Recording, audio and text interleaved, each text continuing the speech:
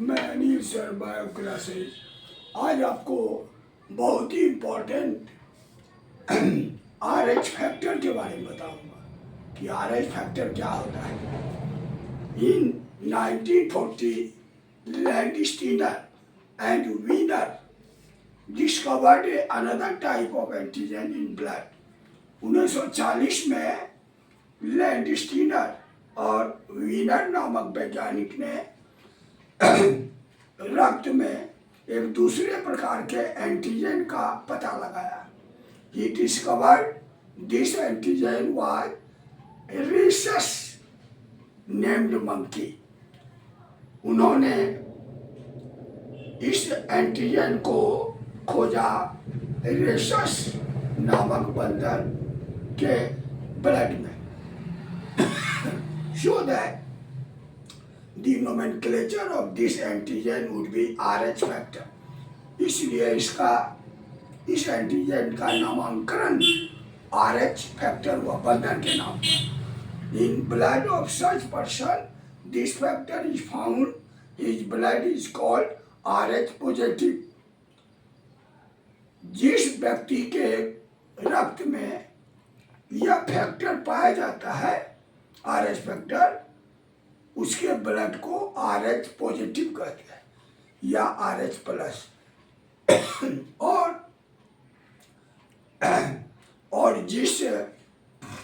जिसमें यह फैक्टर नहीं पाया जाता है, and this factor is not present in blood, his blood is called RH negative या RH माइनस। अब जिसमें RH फैक्टर होगा उसको RH पॉजिटिव कहिएगा, और जिस व्यक्ति में नहीं होगा उसको RH नेगेटिव कहिएगा। अब इन द ब्लड ट्रांसफ्यूजन, जब रुधिर का आदान होता है तो सबसे पहले डॉक्टर लोग RH फैक्टर का टेस्ट करते हैं, RH फैक्टर का जांच करते हैं। That person belongs to RH factor. यदि कोई व्यक्ति को RH फैक्टर है और उसको ब्लड जो है RH, वो that will give only RH blood, वह सिर्फ RH ब्लड ही दे सकता है। If a person the blood of RH positive blood is given to the RH negative factor blood, यदि किसी व्यक्ति के रक्त में RH प्लस है और वह खून दे दिया RH नेगेटिव फैक्टर के ब्लड को, तो देन फर्स्ट टाइम पर प्रथम बार क्या होगा, लेस अमाउंट RH ब्लड की मात्रा कम होने के कारण there will be no effect, उसका कोई प्रभाव नहीं पड़ेगा।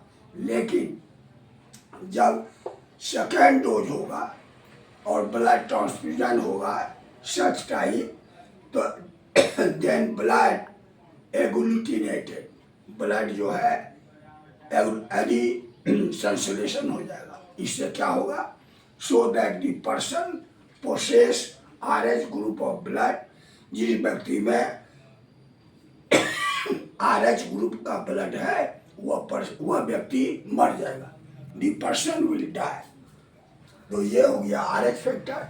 अब है एरिथ्रोब्लास्टोसिस फर्टिलिस। ये क्या है सो देखिए, एरिथ्रोब्लास्टोसिस फर्टिलिस।